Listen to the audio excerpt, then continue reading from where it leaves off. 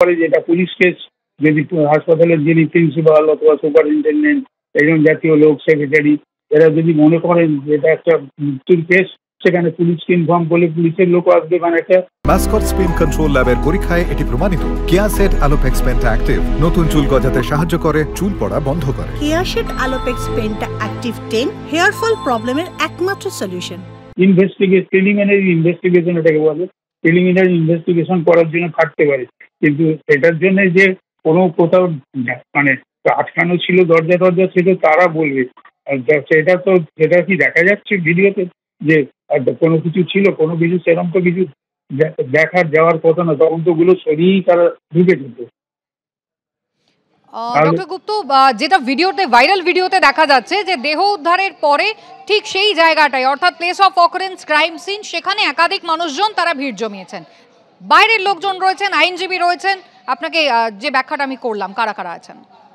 না বলেছেন, কিন্তু তখন তার সঙ্গে কি দেহটাও দেখা যাচ্ছে, এটা কি ভিডিও ভাইরাল হয়েছে? দেহটা সেই সময় এরা উপস্থিত রয়েছেন, ভাইরাল ভিডিও এই মুহূর্তে দেহ আমরা দেখতে পাইনি, কিন্তু না, আমরা ভাইরাল ভিডিওতে দেহর ছবি দেখতে পাচ্ছি না, কিন্তু যেমনটা জানা যাচ্ছে যে ভিডিও যে মুহূর্তে মৃতদেহকে দেখা যাচ্ছে না, কিন্তু এনাদেরকে দেখা যাচ্ছে।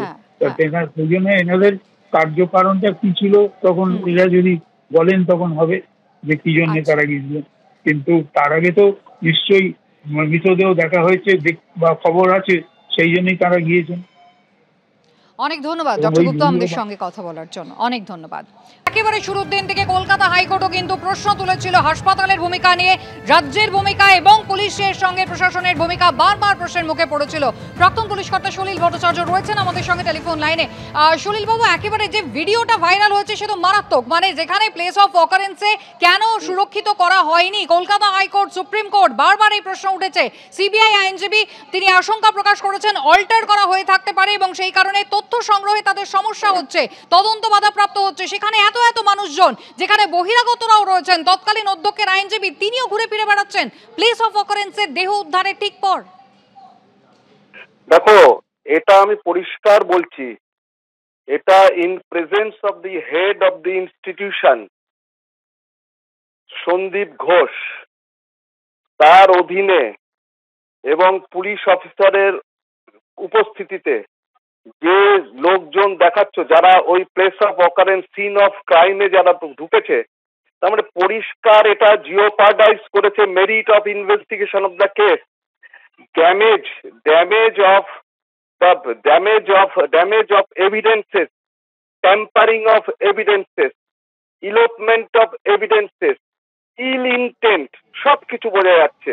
দেখো, বাইরের লোক আইনজীবী পর্যন্ত এসছে, তাহলে আইনজীবীর কাছ থেকে কি সলা পরামর্শের জন্য তাকে ডাকা হয়েছে?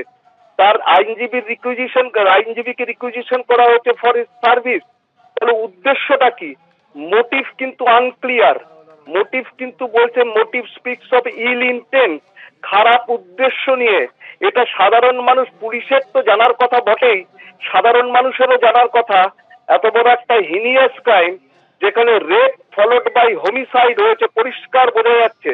সেখানে এত লোক যাওয়াতে ফিঙ্গারপ্রিন্ট, ফুটপ্রিন্ট, প্লাস তোমার যে সমস্ত এভিডেন্সেস ছিল সেগুলো ট্যাম্পার করার জন্য,